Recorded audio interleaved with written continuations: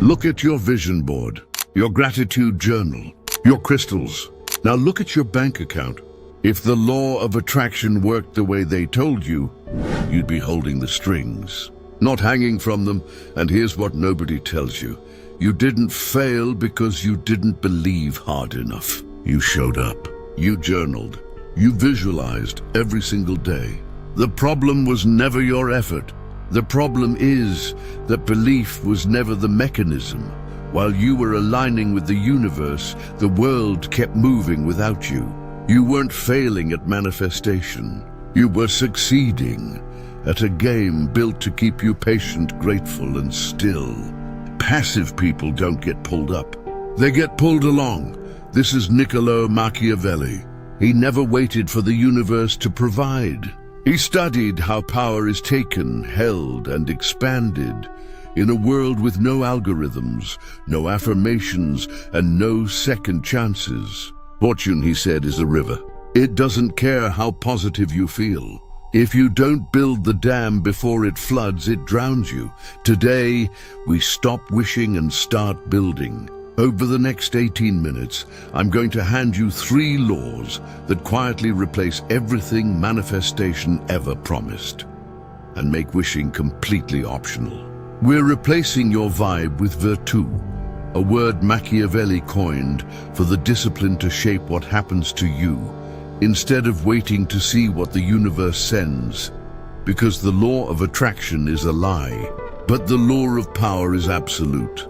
Before I show you how this actually works, comment the word puppet below if you've ever done everything right and still felt like nothing moved. I want to see exactly how many of us are in this together before we go any further. Let's actually be honest about what happened to you. You didn't manifest wrong. Nobody could ever teach you to manifest right, because there is no right. You were handed a feeling and told to trust that the feeling alone would rearrange reality around you.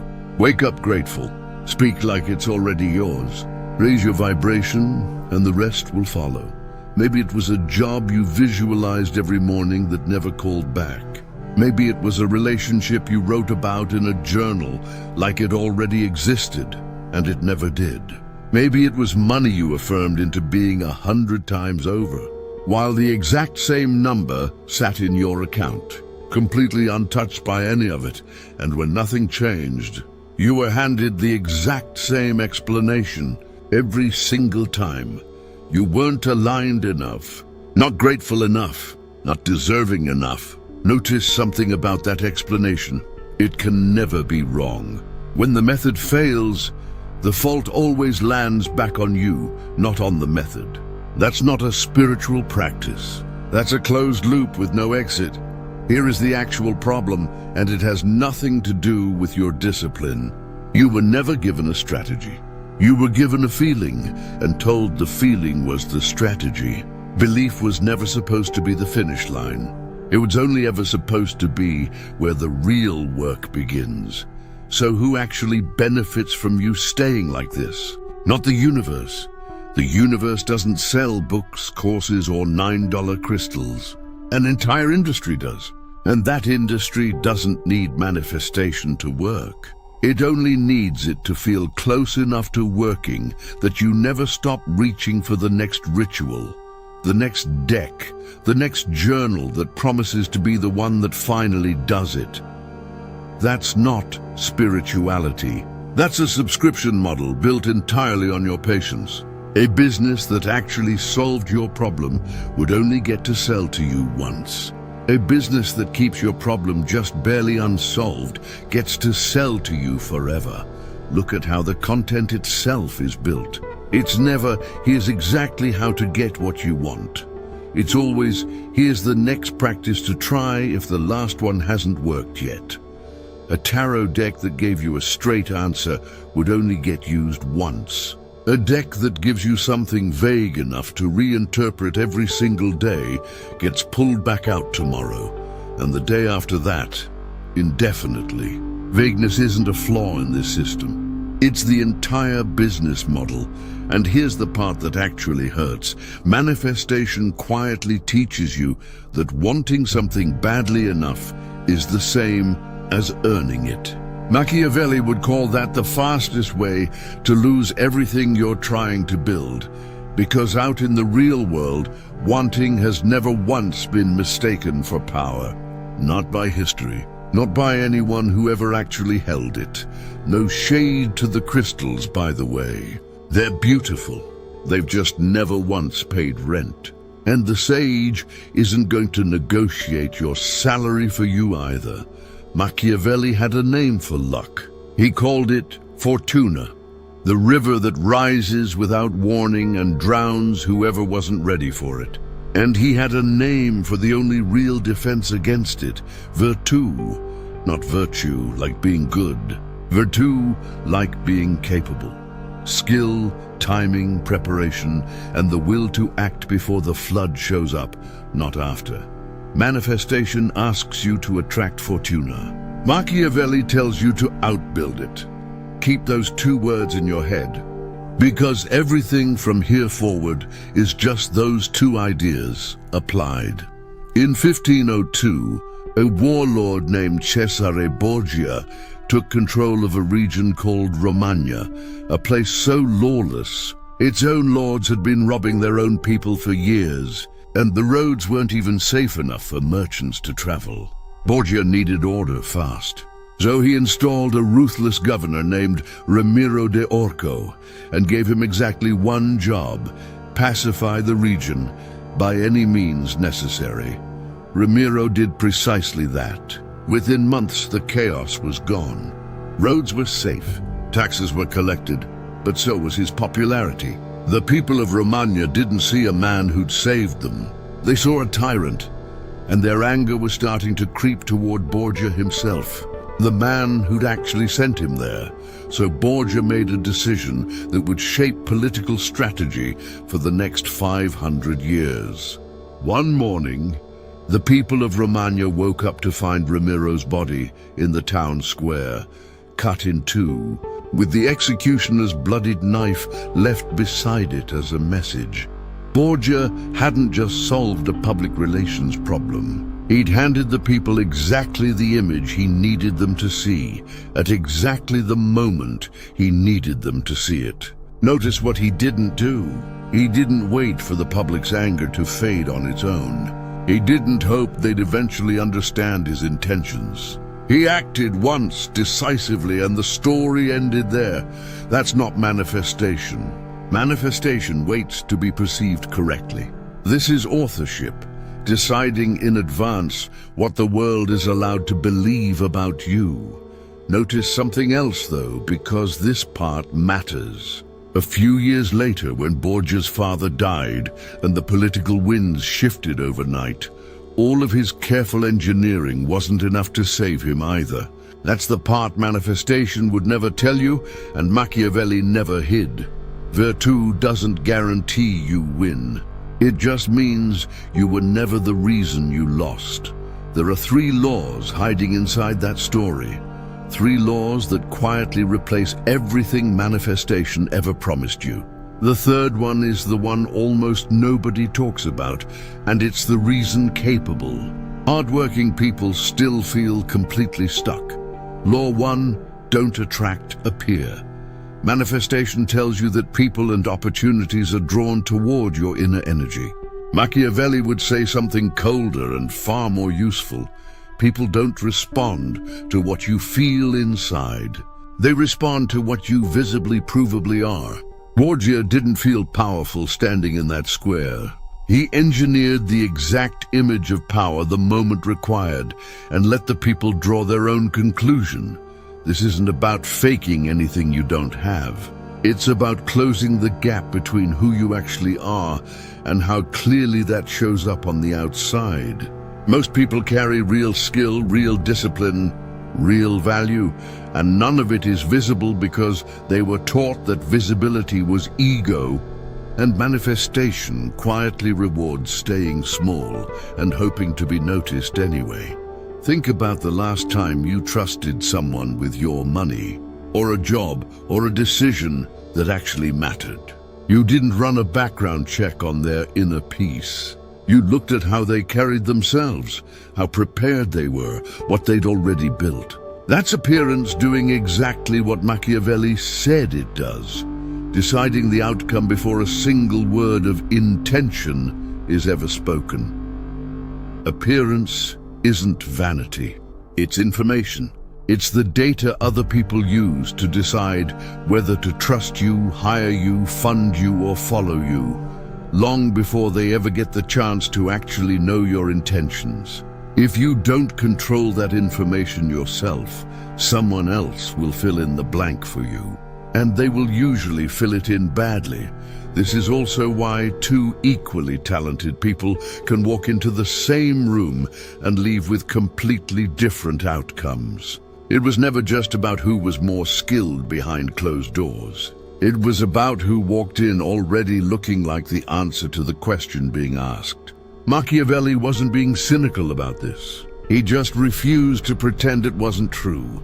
Rule 2, don't wait. Seize. Manifestation trains you to wait for a sign, the right timing, the right alignment, some cosmic green light. Machiavelli watched that exact kind of thinking get people erased from history. He believed fortune favors whoever moves first and moves decisively, because hesitation doesn't just waste an opportunity. It hands that opportunity, gift-wrapped, to whoever wasn't waiting for permission. This isn't recklessness, and it isn't about being impulsive for its own sake. It's the understanding that opportunities don't stay open out of courtesy. They close the moment someone more prepared decides to walk through them. Borgia didn't wait for Romagna to calm down on its own. He didn't consult the timing. He recognized the exact week his window was open, and he moved inside it. The moment you finally feel ready is usually the exact moment the window is already closing. You've probably watched this happen to someone you know. The co-worker who didn't wait for the official promotion process and simply started doing the job before anyone gave them the title, and got it.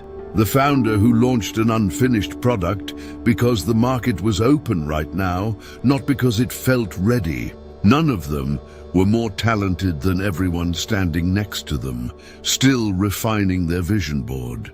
They were just the ones who moved while the window was still open. Quick gut check. And I actually want you to answer this one in the comments. What's one thing you've been telling yourself you're waiting for the right time to do that you could genuinely start today? Not someday, today. Law 3. The one almost nobody talks about. You are not trying to attract better outcomes. You are trying to become someone fortune has no choice but to reckon with. Here's the actual difference between those two ideas. Attraction asks the world to rearrange itself around your wish. Becoming rearranges what the world is even capable of handing you in the first place. Put two people in the exact same unlucky situation, same bad break, same closed door, and they can walk away with completely different outcomes. Not because the universe treated one of them more kindly, because one of them had already built the skill, the position, and the nerve to act the second the moment appeared, and the other one was still waiting to feel aligned. Picture two people who both lose their job in the same round of layoffs on the same day for the same reason. One of them spends the next month journaling about abundance, waiting for the right opportunity to reveal itself. The other spends the next month sharpening a skill, reaching out to 5 people a day, and saying yes to work that isn't perfect yet. A year later, bad luck visited both of them equally. Only one of them was built to survive it. This is the whole gap between Fortuna and Virtù, back from the beginning of this video. Fortuna doesn't choose favorites.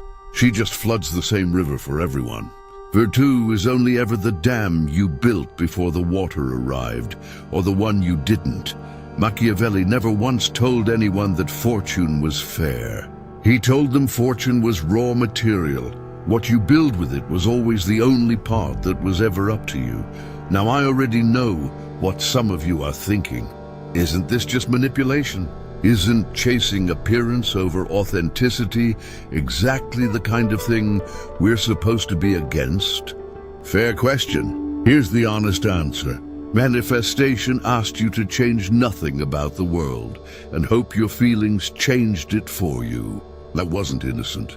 It was just powerless. What I'm describing isn't lying about who you are. It's refusing to stay invisible about who you actually are. There's a real difference between performing a version of yourself that doesn't exist and finally letting the version of you that already works hard, already has skill, already shows up, actually be seen. Machiavelli wasn't teaching dishonesty. He was teaching that in a world where perception decides outcomes, whether you participate or not, refusing to shape your own perception doesn't make you virtuous. It just makes you undefended. You don't have to become someone cold or ruthless to use any of this. You just have to stop being the only person in the room who isn't playing. And no, this doesn't mean performing 24 hours a day. Even Machiavelli's princes went home. The difference is you get to choose when it matters, in the room where the actual decision gets made, instead of leaving that entirely up to chance, the way manifestation quietly trained you to. So go back to the very beginning, the vision board, the journal, the strings pulling you gently upward while you stayed still and called it faith. None of that ever made you weak. It just never once told you the truth. The universe was never holding those strings. It never had hands to hold them with. Somebody or something always does. The only real question left is whether it's finally going to be you. 3 laws. Don't attract, appear. Don't wait, seize. Don't wish, become. Manifestation was never wrong about everything. Energy matters, timing matters, belief matters.